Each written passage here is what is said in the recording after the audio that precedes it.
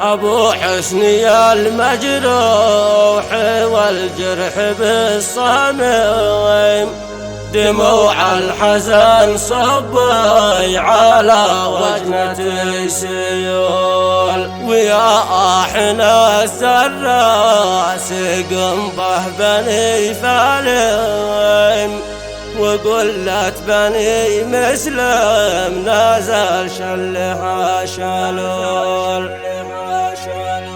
مرثية من كلمات الشاعر الحاج الشامي أبو حسني بعد وفاة أختها الراحلة بدور الشامي. أداء الشاعر أبو ليث الحديجي.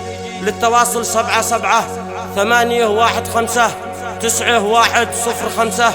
ضيوف التسجيل الشاعر الكبير أبو خطاب نصر الشامي وسمير الشامي أبو أياد والعوام الشامي. كريم العطاء يا الله يا ربي يا كريم، لك الحمد لك والشكر يا منبت الحقول، ويا مسبل النعمة وحال الجد واللائم، ويا مروي الأشجار والحب بالسبول. أبو حسني المجروح والجرح بالصميم، دموع الحزن صفوي على وجنة سيول، ويا احنا الزراس قنبه بني فالويم، وقلت بني مسلويم نازل شلها شلول، على بنت ابي واموي ودس مالي العظيم، وثوبي وكوتي كيف اعبر وكيف اقول، انا يا علي من هواري قارق في الجحيم، محمل حموله ما حمل حامية حمول، انا الحاج مالي اخ قاسي ولا حامل، سوى عياني الثنتين والحرة البتول، بدون اليتيم فارقت اخها اليتيم، وقطع عليها القبر والطين والصلول، وما زال ذكرها وتاريخها القديم مخلد الى يوم القيامه ولن يزول، على مستوى خودواني والناحله يا رويم، وإب اللواء من بويت حلبه بلا سحول، بدور التي سروت على خط مستقيم، وعاشت أبيهم وفي عثمان أرطغرل، أعزي على أختي ووفي الراحله وحوم، ودور عليها بالصحاري وبالسهول،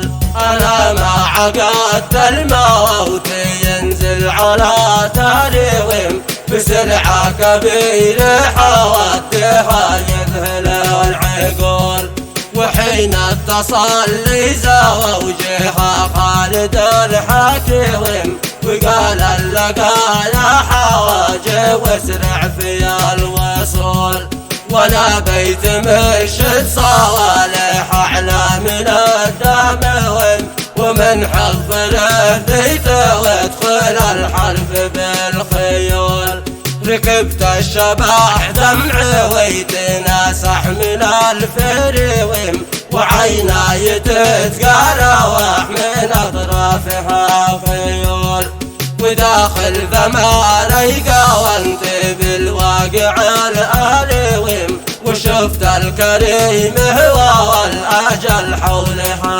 يجول، ورافقتها للعواصم والله العالم، فمني توقعت والليل المشكلة حلول، ومن يوم ثاني هوديها جسمها الساقيم، ومن ضيقها حسويت بالضيق والخمول، وحاشد ملاوف جوانبي ظل مستقيم، رفيقي رفيقي في خروجي وفي الدخول، ليالي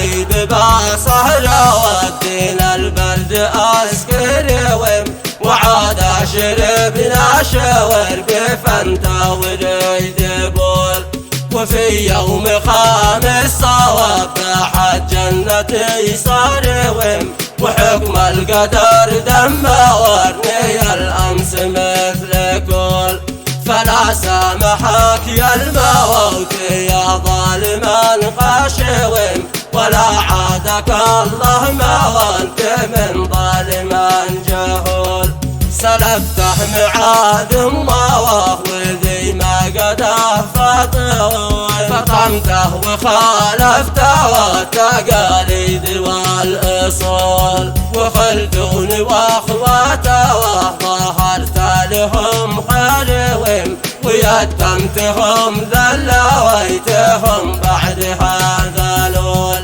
وفي رحمتك يا الله يا رب يا رحيم أنا سالك ارحم روحي شليتها شلول.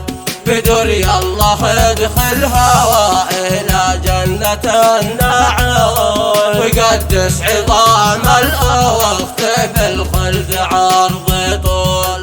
على أحمد وآل عواد الأفواج والناس صلاتي على طه